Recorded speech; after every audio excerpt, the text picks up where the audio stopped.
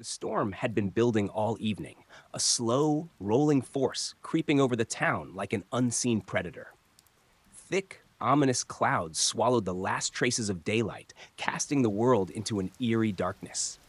The wind howled through the streets, rattling window panes and sending leaves spiraling through the air. Inside the Mitchells' home, the storm's arrival was met with quiet anticipation. James Mitchell, a seasoned contractor, leaned against the kitchen counter, sipping his coffee as he watched the rain streak down the window. His wife, Eleanor, sat curled in the armchair, a book resting open in her lap, though her gaze was more on their 5-year-old son, Charlie, who stood at the living room window, his small hands pressed against the glass. His toy trucks lay abandoned on the floor behind him. "Looks like we're in for a big one," Eleanor murmured, following Charlie's line of sight. Outside, lightning flashed, illuminating the drenched street for a fleeting second before thunder cracked so loud it rattled the walls. Charlie flinched, but didn't step away from the window.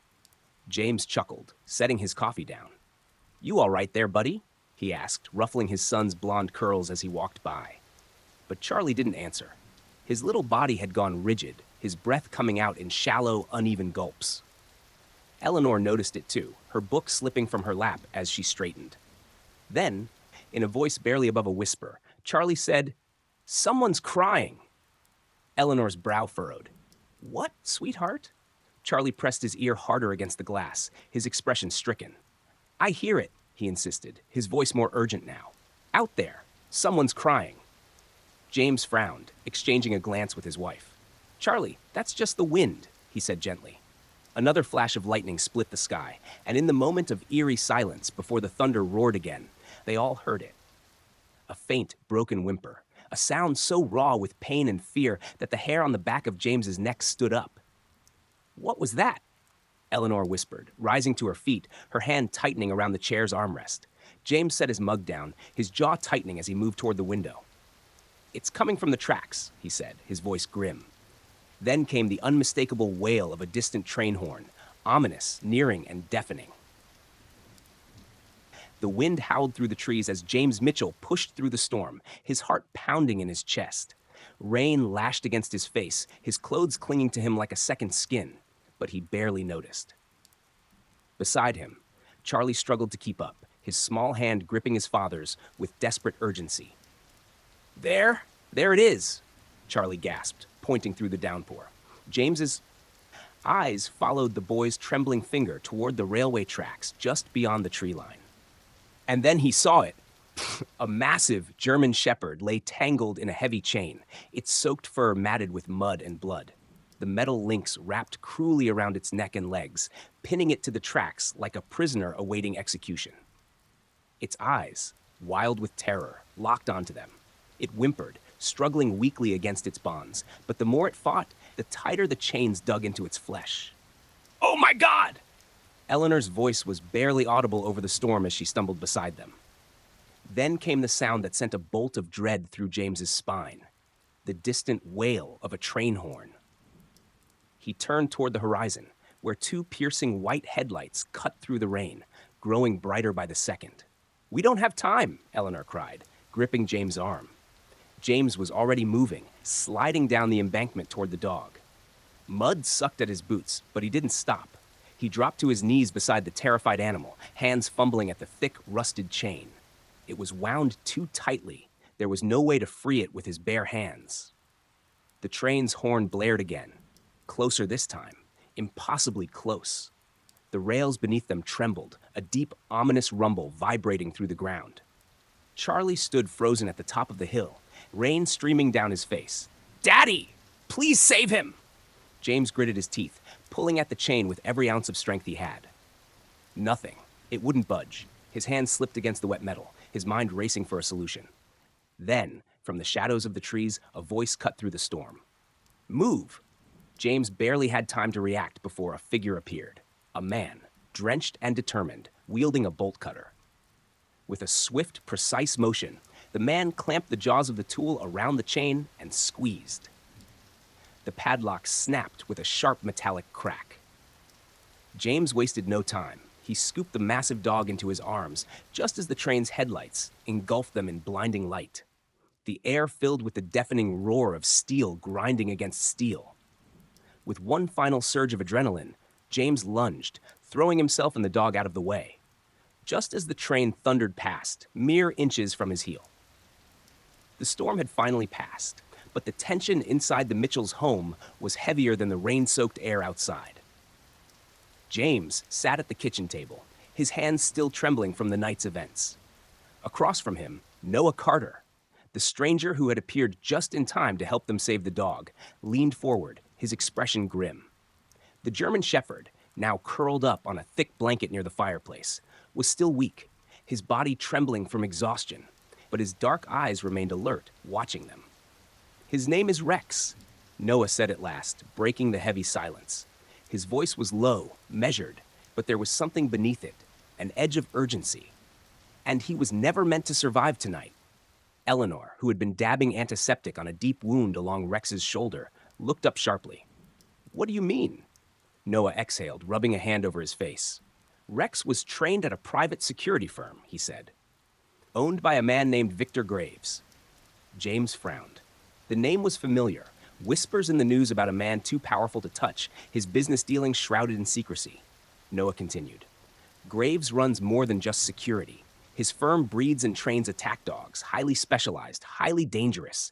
But Rex, he wasn't like the others." James glanced at the dog, who lay still but tense, his ears twitching as if he understood every word. What was different about him? James asked. Noah's jaw tightened. He refused to kill. A heavy silence settled over the room. During a training exercise, they ordered him to attack a woman, Noah explained. She wasn't a real threat. She was scared. Rex could sense it. Instead of following orders, he lay down at her feet and whimpered. Eleanor's hand flew to her mouth. "And for that, they tried to kill him?" Noah nodded. "Graves doesn't tolerate failure. Rex was supposed to be executed. But instead of a bullet, they chose something crueler. They chained him to those tracks, made sure he wouldn't get out." James leaned back, exhaling sharply. "So whoever did this, they know he's alive." Noah's eyes darkened. "They don't just know. They'll come looking."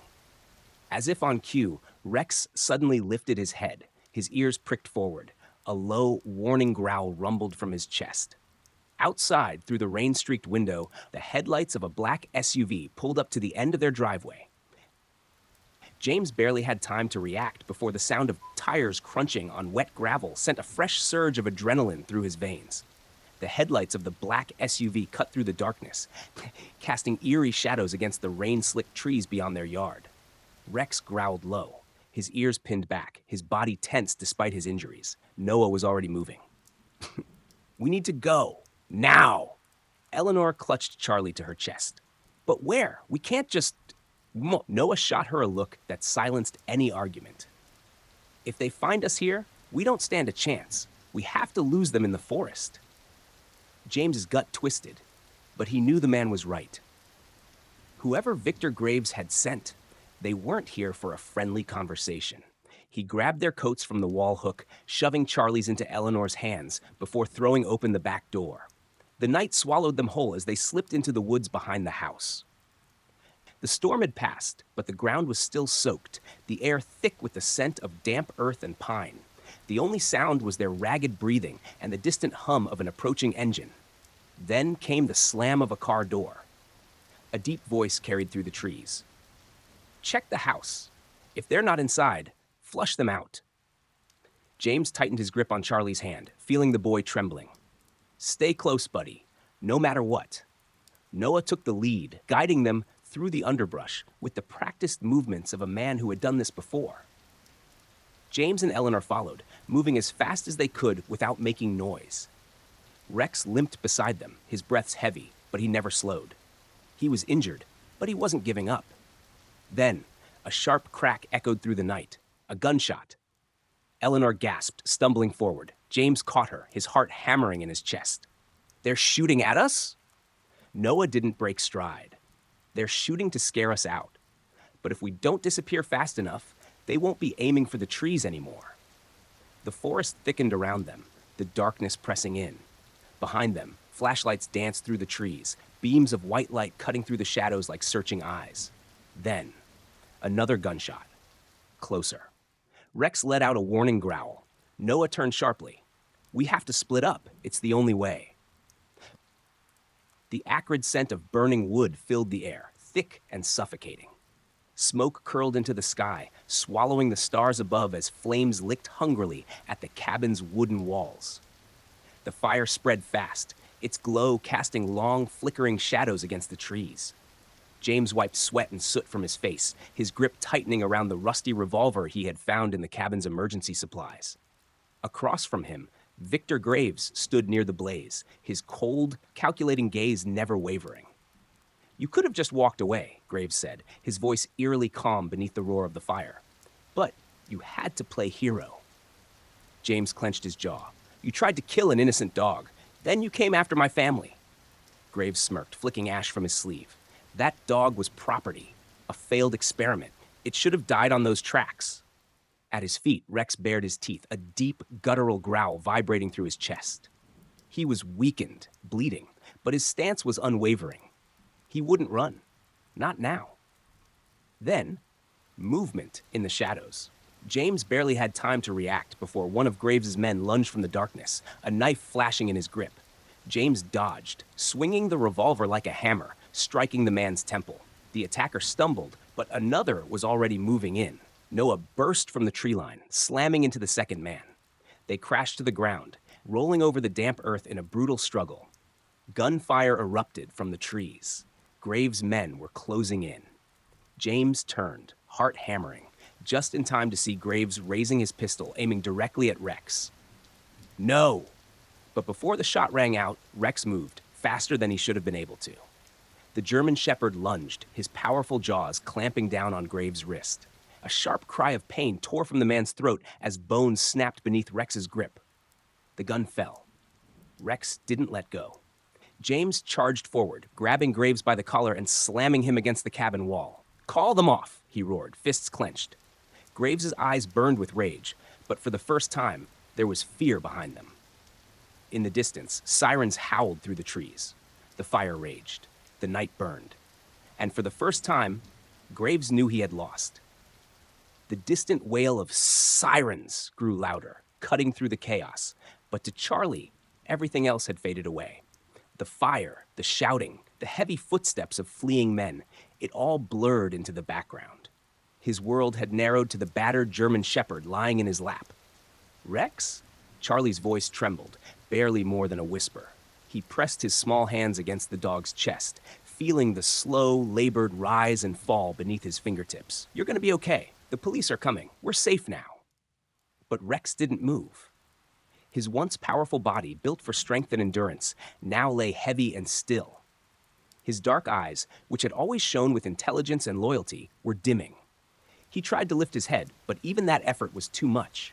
Instead, he simply gazed up at Charlie, as if memorizing the boy's face one last time. James knelt beside them, his voice rough. "Charlie, let me." "No." Charlie sobbed, tightening his grip on Rex's thick fur, as if holding onto him could somehow stop what was happening. Tears mixed with the soot and dirt streaking his face. Noah crouched beside them, his own face pale and drawn. "He held on this long for you, kid," he said gently. "He wasn't going to leave until he knew you were safe." Charlie swallowed hard, his tiny shoulders shaking. He felt it, the bond between them, the silent connection that had been there since the first moment he'd heard Rex's cries through the storm. And now he felt something else. Rex was letting go. A weak thump of a tail, barely more than a twitch. A final exhale that rattled in his chest. And then stillness. The weight of it crushed Charlie's heart. He buried his face in Rex's neck, his sobs muffled by the dog's fur. Eleanor covered her mouth, tears spilling down her cheeks. James closed his eyes, his jaw tightening as he wrapped an arm around his son's trembling shoulders. The sirens had arrived. The chaos was over. But for Charlie, the battle had only just begun. He had saved Rex from the train tracks. But in the end, Rex had given his life to save him. The weeks following Rex's sacrifice passed in a blur of quiet mourning. The Mitchell house had never felt so silent. The absence of the German Shepherd was a weight on everyone's chest. But for Charlie, it was unbearable. He no longer played outside. He barely spoke at dinner. Every night, He clutched Rex's old dog tag in his hand, its worn metal pressing into his palm as if it could somehow bring him back. James and Eleanor watched their son retreat into himself, their hearts breaking a little more each day. Then, one afternoon, Noah knocked on their door. James opened it, surprised to see the man holding a small box. "I know it won't bring him back," Noah said quietly, "but I think this might help." Charlie stood in the doorway, curious despite himself. He looked up at Noah, then at the box. Noah knelt down, setting it on the ground. "Go ahead, kid. Open it." Charlie hesitated, his fingers trembling as he lifted the lid. Inside, nestled in a soft blanket, was a tiny German Shepherd puppy. Charlie's breath caught. The puppy, small and clumsy, with ears too big for its head, blinked up at him with strikingly familiar eyes. For the first time in weeks, Charlie felt something other than grief. He reached out, his hands shaking, and the puppy pressed its nose against his palm. A single lick, a silent promise. Tears welled in Charlie's eyes. He looked up at Noah, his voice barely a whisper. Where did he come from?" Noah smiled softly. "Rex had family. After everything, we found them in one of Graves' old training facilities. This little guy, he's part of Rex's bloodline." Charlie swallowed hard. He looked back down at the puppy, who now clambered clumsily into his lap, curling against him as if he'd always belonged there. James placed a hand on his son's shoulder. "What do you think, buddy?" Charlie wiped his face, sniffling. Then, for the first time in a long time, he smiled. "I think," he whispered, stroking the puppy's soft fur. "Rex sent him." The morning air was crisp, the scent of pine lingering as Charlie sat beneath the old oak tree, his fingers gently combing through the soft fur of the young German Shepherd curled beside him. The puppy, now a few weeks older, stronger, rested its head on Charlie's lap, eyes half closed in contentment.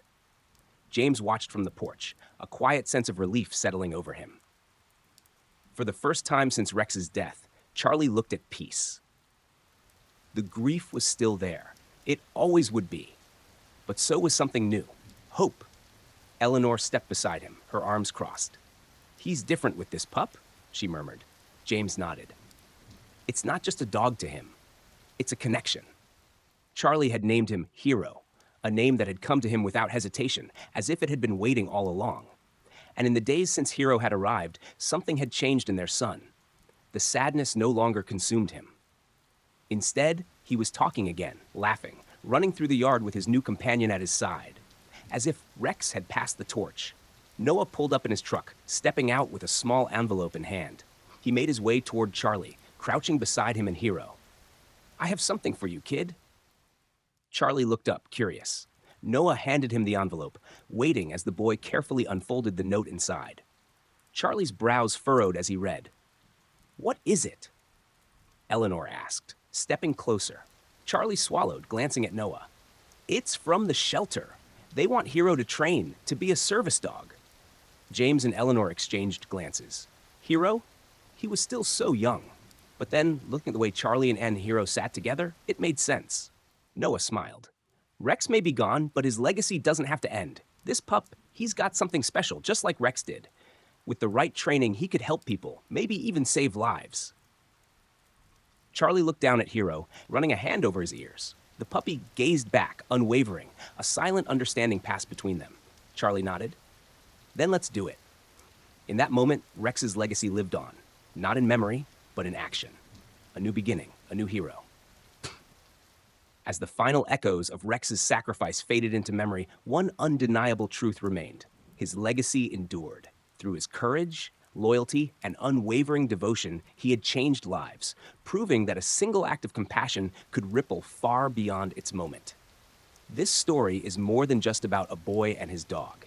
It is about the bond between humans and animals, one built on trust, understanding, and love. Rex was not just a pet. He was a protector, a guardian, a friend. And like so many animals, he gave selflessly, without hesitation, without expecting anything in return. But how often do we stop to recognize the silent heroes who walk beside us? The stray dog searching for food, the abandoned pet waiting for a home, the shelter animals longing for a second chance. They all have stories, some filled with pain, some waiting for kindness to rewrite them. Rex's story is a reminder. Animals are not disposable. They feel joy, pain, fear, and love just as deeply as we do. And yet, too many suffer at the hands of cruelty, neglect, or indifference. But we have the power to change that. By choosing to adopt instead of shop, to report abuse instead of ignoring it, to treat every living being with respect and care, we honor the silent loyalty of animals like Rex. Let his story inspire action. Be the reason an animal feels safe. Be the voice for those who cannot speak. Because in the end, kindness is the true legacy we leave behind.